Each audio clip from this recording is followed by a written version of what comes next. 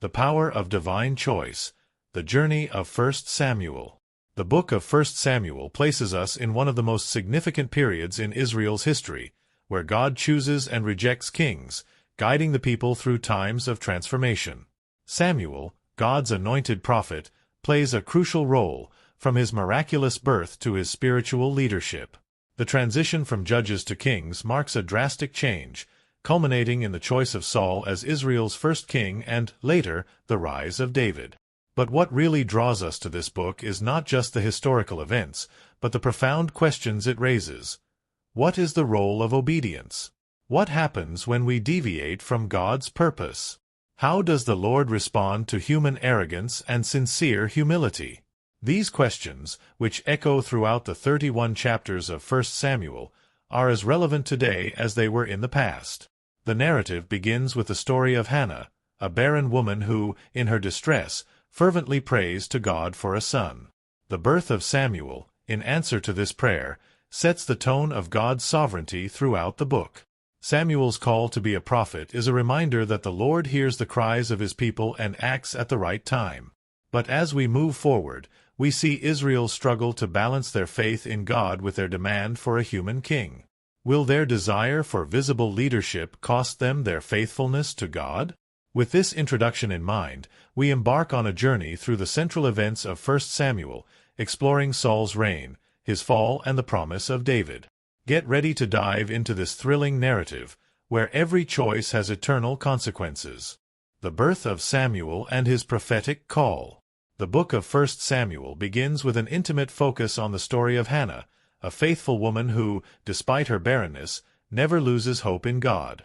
In an act of deep devotion, Hannah makes a promise to the Lord. If he granted her a son, she would dedicate him to God's service for the rest of her life. God answered Hannah's prayer, and she gave birth to Samuel, whose name means heard by God. This child, born to a devoted mother, is destined to be a central figure in Israel's history, someone who would hear and obey God's voice when others refused to do so. Soon, Hannah fulfills her promise and takes Samuel to the temple in Shiloh, under the care of the priest Eli. This surrender of Samuel to divine service marks the beginning of his calling. In her famous prayer of praise to God in chapter 2, Hannah exalts the Lord for his sovereignty, justice, and power. Her song echoes themes that will be explored later in Samuel's life and in the reigns of Saul and David. God lowers the proud and exalts the humble, a lesson that permeates the entire book. From chapter 3 onwards, we see Samuel as a young man, being called directly by God during the night. At first, he mistakes God's voice for Eli's, but the priest quickly realizes that it is the Lord who is calling the boy. Eli advises Samuel to answer, "Speak, Lord, for your servant hears." This event is crucial, as it establishes Samuel as a prophet who listens to God's voice. His first prophetic message is a condemnation for the house of Eli, whose sons, Hophni and Phinehas, had dishonored the priesthood with their corruption. God's sentence against them is not just an individual punishment, but a sign of Israel's spiritual decline. This beginning reminds us that faithfulness and obedience are central to God's plan. Samuel, the boy who was dedicated to the Lord, is now ready to lead the nation in times of spiritual crisis. Through Samuel, God would begin to restore order in Israel, but he would also bring judgment on those who ignored his warnings. Israel's defeat and the Ark of the Covenant. Chapters 4 to 7 of 1 Samuel take us to a dark moment in Israel's history. The spiritual corruption that had been mentioned earlier begins to have tangible consequences, as the Israelites suffer a crushing defeat at the hands of the Philistines. The conflict culminates in the capture of the Ark of the Covenant, the most sacred symbol of God's presence among his people. The shock of this loss cannot be underestimated. The Ark was not just a religious artifact, it was the physical sign of God's covenant with Israel, and its capture seemed to symbolize the withdrawal of divine blessing. Israel's defeat is directly linked to the spiritual decadence of its leaders. Hophni and Phinehas, Eli's sons, had taken the ark into battle, believing that its mere presence would guarantee victory. However, their abuse of sacred power resulted not only in their deaths, but also in Israel's downfall before their enemies. Eli, upon learning of the capture of the ark and the death of his sons, falls from his chair and dies. Eli's priestly line, marked by disobedience, comes to a tragic end. However, the story of the ark does not end with its capture. In the following chapters, we see that even in enemy hands, God's presence cannot be controlled or manipulated. The Philistines suffer plagues and calamities for daring to keep the ark in their land. Eventually, they return the ark to Israel, realizing that the God of Israel is more powerful than any deity they worship. When the ark returns, Samuel leads the people in repentance, reminding them that their trust must be in God, not in sacred objects or human leaders. This section emphasizes God's sovereignty and the importance of true faith. Even when all seems lost, God remains in control, and He always honors those who sincerely turn to Him. The restoration of the ark and the spiritual renewal that follows mark the beginning of a new chapter in Israel's history. The choice of a king, the rise of Saul. From chapter 8 onwards, the narrative of 1 Samuel enters a crucial phase for the history of Israel: the demand for a king.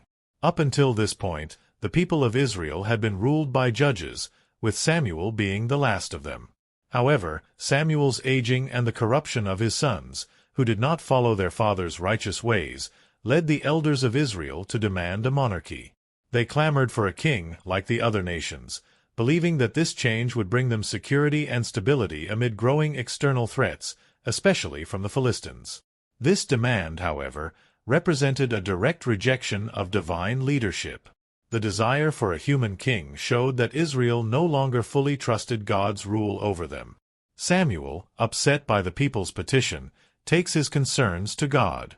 The Lord, however, tells Samuel that it is not he, Samuel, who is being rejected, but God Himself. Even so, God allows the people to have a king, but not without first warning them of the consequences. The king would levy heavy taxes, take their sons to serve in the army, and use their property for his own benefit. But the people were determined. This is where Saul, Israel's first king, comes in. Described as a tall and imposing man, Saul is chosen by God and anointed by Samuel. At first, he is reluctant and humble, hiding among the baggage when his name is announced publicly. His initial humility is a good sign, but we will soon see that he will be tested during his reign. After Saul's anointing, he leads a successful military campaign against the Ammonites, which consolidates his position as king in the eyes of the people. However, Samuel, in his farewell speech in chapter 12, reminds the people that they have made a mistake in asking for a king, affirming that the Lord is still their true ruler. He urges the people and Saul to follow God's commandments, for only faithfulness to Him will bring prosperity to Israel. Samuel, as a prophet, pledges to continue praying for the people, but makes it clear that they need to take responsibility for their choices. This section is crucial because it marks a drastic change in Israel's governance. Although the people think that the monarchy is the solution to their problems, the demand for a king turns out to be evidence of their lack of trust in God. Saul, God's chosen one, is now at the center of the narrative, and the choices he makes in the coming chapters will define Israel's future. Saul's decline, disobedience, and rejection. In chapters 13 to 15, the focus turns to Saul's reign and his progressive fall from God's grace.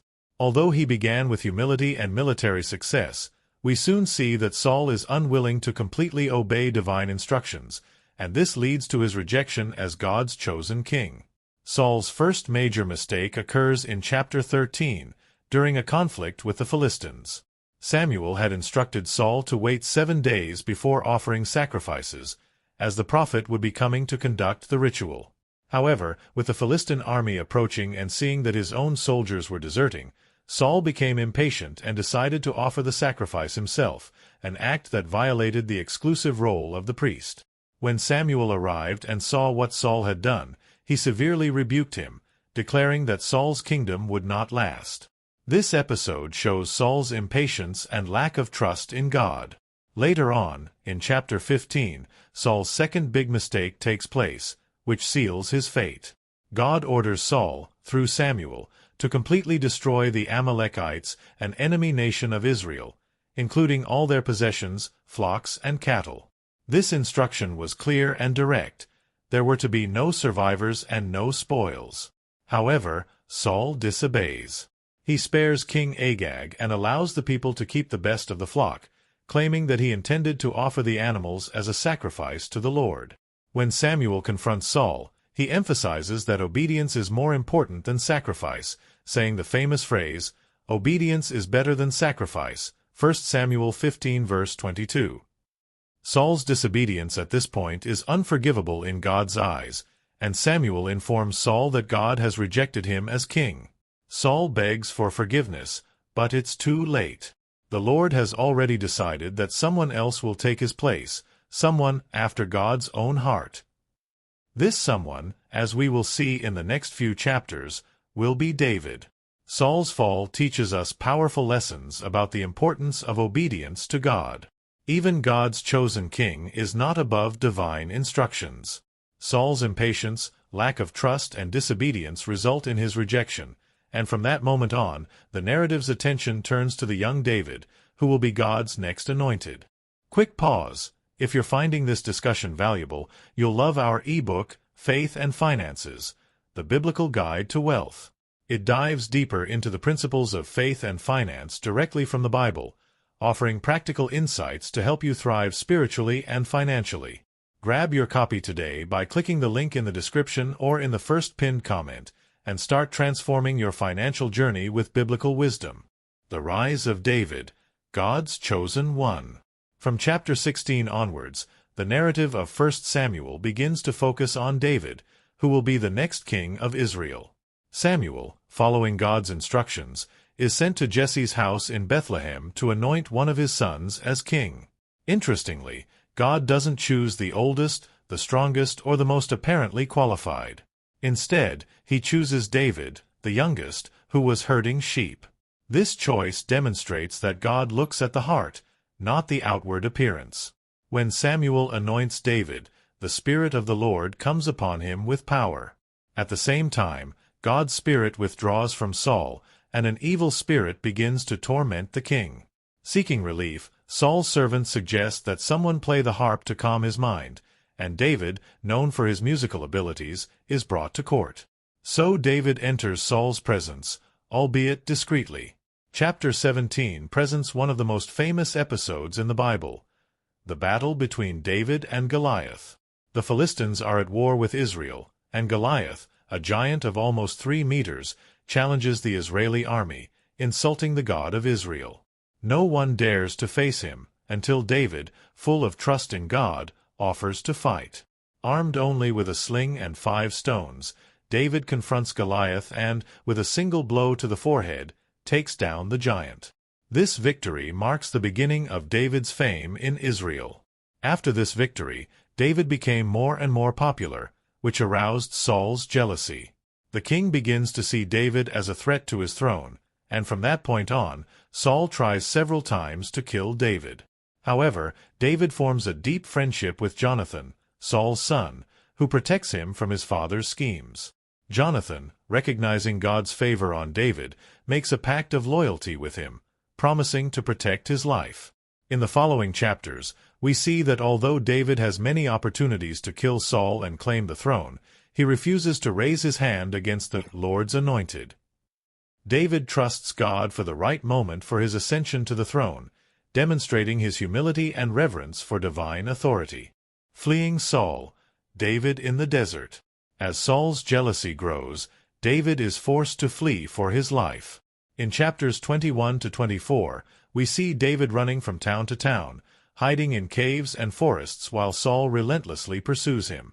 Despite his escape, David continues to gain followers, and a group of loyal men join him, forming the nucleus of what will later become his army. In the midst of this flight, David makes a significant mistake by lying to the priest Ahimelech in Nob, asking for bread and Goliath's sword under the pretext of being on a mission for the king.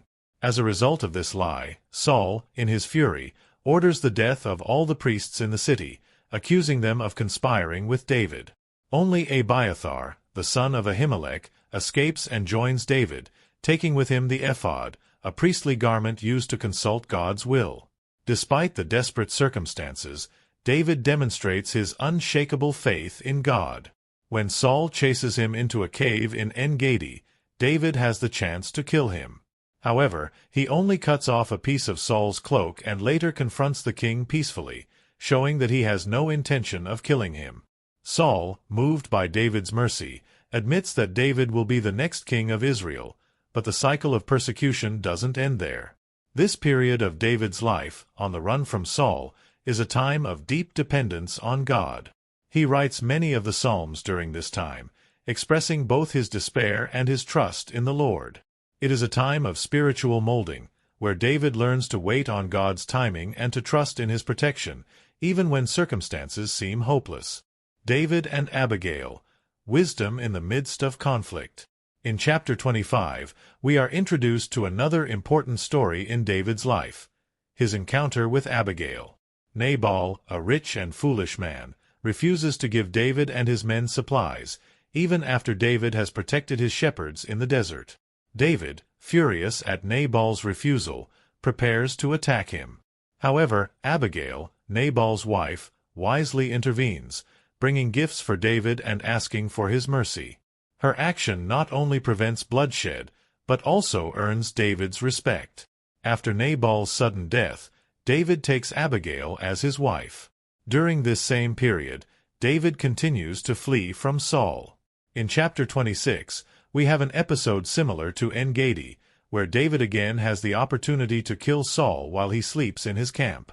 Once again, David refuses to raise his hand against the Lord's anointed, showing his reverence for God and his confidence that God, in his time, would place him on the throne.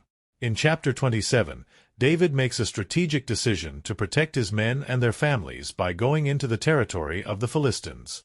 There, he joins the army of Achish, king of Gath, pretending to be loyal. This maneuver allows David to live in relative safety for a while he continues to deceive the Philistines by secretly attacking their enemy villages. Life in exile among the Philistines is a difficult period, but once again, David demonstrates his tactical skill and his commitment to protecting his people. The tragic end of Saul and the establishment of David. In chapters 26 to 31, Saul's final fate is sealed, while David continues to demonstrate his integrity and faithfulness to God. In yet another chance to end Saul's life, David refuses to take the life of the anointed king, preferring to trust in divine judgment. This is the third time that David spares Saul, reinforcing his attitude of respect for the authorities established by God. In chapter 26, David and his companion Abishai find Saul sleeping in his camp, with no guards. Abishai offers to kill Saul with a spear, but David stops him again, declaring that no one should lay a hand on the Lord's anointed. Instead of killing him, David takes Saul's spear and his jug of water, proving that once again he had the opportunity to kill the king, but chose mercy. From the hill, he cries out to Saul and his men, exposing the negligence of his guards and declaring that his life was spared for a greater purpose. Saul, moved by David's integrity, confesses his sin and seems to admit that David will be the next king of Israel. However, his paranoia and despair have not yet dissipated. David, realizing that Saul will not change his behavior, flees into Philistine territory again, seeking refuge with Achish, king of Gath. There, he settles in the city of Ziklag, where he takes up residence with his men and their families. Meanwhile, in chapter 28, Saul's anguish reaches its peak. With the Philistines preparing for battle against Israel, Saul tries to seek God's guidance, but receives no answer, either through dreams or prophets. In desperation, Saul makes a grave mistake by seeking out a medium in Endor, something he himself had forbidden in Israel. The medium summons the spirit of Samuel, and Saul hears a terrible prophecy. Both he and his sons will die in battle the next day, and the kingdom will be handed over to David. The atmosphere of tragedy increases as the events of chapters 29 and 30 unfold. David, even though he lived among the Philistines, never betrayed his people Israel. He refuses to fight alongside the Philistines against Saul, and Achish, convinced of David's loyalty, allows him and his men to return to Ziklag. However, on arriving there, David finds his city destroyed by the Amalekites, and the women and children captured. Desperate and with his men on the verge of revolt, David consults the Lord, and God directs him to pursue the Amalekites. David and his men reach them, defeat them and rescue their families and belongings, demonstrating once again his effective leadership and trust in God. Finally, in chapter 31, the battle between the Philistines and Israel comes to a devastating end for Saul. On Mount Gilboa, Israel's army is defeated, and Saul's sons, including Jonathan, are killed. Severely wounded by the Philistines' bows, Saul, in a last act of desperation, orders his squire to kill him, to avoid being captured and humiliated by his enemies. When his squire refuses, Saul throws himself on his own sword and takes his own life. Alongside his sons, Saul dies tragically, ending a reign that began with so much potential, but ended in disobedience and despair. When the Philistines found Saul's body, they beheaded him and hung his body on the walls of Bethshan. The inhabitants of Jabesh-Gilead, the city that Saul saved at the beginning of his reign, recover the bodies of Saul and his sons and give them a proper burial.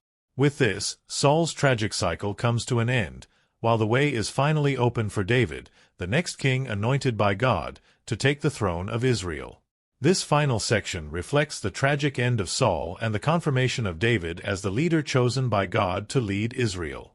Saul's journey serves as a reminder of the consequences of disobeying God, while David's journey, despite its difficulties, shows the value of faith and submission to God's will. David's journey and Saul's lesson. The story of 1 Samuel is a profound account of the contrast between two leaders and the impact of their decisions before God. On the one hand, Saul, chosen as Israel's first king, began with great promise, but his constant disobedience and inability to fully trust God led to his downfall. His life, which could have been marked by obedience and faithfulness, ended up becoming a sad lesson in how independence from God can result in destruction. From the moment he disobeyed God's command, his trajectory changed completely, leading him to increasingly desperate acts. His final attempt to consult a medium in Endor reflects the state of despair and lack of spiritual direction in which Saul found himself. This tragic attitude reveals not only his disconnection from God, but also his failure to be the leader Israel needed. David, on the other hand, demonstrates throughout the book an unwavering faithfulness to the Lord, even in the face of immense challenges. From his youth, when he faced the giant Goliath, to his interactions with Saul, David showed reverence for God and a deep trust that he was the one who determined his destiny. On several occasions, David had the opportunity to eliminate Saul, but chose not to. He understood that justice did not come from his own hands, but from the Most High, and this awareness kept him on the path of integrity. His relationship with Jonathan, Saul's son, also stands out as a true friendship, a pact of loyalty and mutual respect, despite the opposing forces of their fathers. This alliance between the two young men, marked by mutual trust, strengthened David on his journey, constantly reminding him that there was something bigger at stake, the future of Israel. In addition to leadership issues, the book of 1 Samuel is also a lesson in patience and faith. David was anointed king long before he actually occupied the throne, but he didn't rush the process. On the contrary, he waited for the right moment, fully trusting in God's timing. The way David dealt with trials, fleeing from Saul, living among the Philistines and leading his men in times of great difficulty, reveals his character shaped by trust in the Lord. Even when it seemed that all doors were closed, David believed that God would open the way at the appropriate time. The tragic death of Saul and his sons, especially Jonathan, on the battlefield was a turning point in Israel's history. The fight on Mount Gilboa brought to light the fragility of a kingdom that was no longer aligned with God's designs. Saul, who began as God's chosen king, ended his life in despair and tragedy, unable to reconcile with his Creator. His life serves as a warning of what can happen when pride and disobedience rule one's actions. Saul's end represents a sad closure to a reign that began with hope, but was undone by its leader's own misguided choices. In contrast, David's path to the throne, despite all the difficulties, reflects the journey of someone who fully trusts in God's sovereignty. Saul's death, although tragic, paved the way for David, the one who would be the man after God's own heart, to take on the role that had been destined for him from the beginning. The beginning of David's reign marked a new chapter for Israel, a period in which the nation would be led by someone who had a deep and personal connection with the Lord. However, David's path was not without its challenges and trials. The decisions he would soon have to make would shape not only Israel's future, but also his own life as a leader. The book of 1 Samuel teaches us that true leadership requires submission to God, the humility to recognize our mistakes, and the courage to follow the path he sets, regardless of the circumstances. David embodied these principles throughout his life, and his ascension to the throne served as a testimony that faithfulness to the Lord always leads to victory, even if the road is long and arduous. On the other hand, Saul's life is a reminder of the consequences of straying from God's plan. Even when circumstances seem favorable, without God's blessing, all human effort is in vain. Saul's tragic end and David's promising beginning clearly illustrate the difference between trusting in oneself and trusting fully in the Creator. We therefore conclude that the book of 1 Samuel is much more than a story about kings and battles. It is a profound treatise on trust, leadership, and, above all, faith. Saul's legacy was marked by his disobedience, while David's was shaped by his surrender to God. The central message of the book is clear.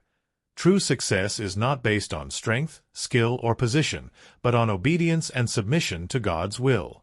At the end of 1 Samuel, the stage is set for the next act in Israel's story, with David about to step into the role God prepared for him from the beginning. Your journey so far shows us that unshakable fidelity to God, even in the most difficult moments, is what really defines someone's destiny. Thank you for watching. If you found this video insightful, please give it a thumbs up and share it with others who might benefit. Don't forget to subscribe to our channel for more discussions on how to live out your faith in today's world. Let's continue to grow together in truth and grace. Ebook, Faith and Finances: The Biblical Guide to Wealth. It dives deeper into the principles of faith and finance directly from the Bible, offering practical insights to help you thrive spiritually and financially. Grab your copy today by clicking the link in the description or in the first pinned comment, and start transforming your financial journey with biblical wisdom.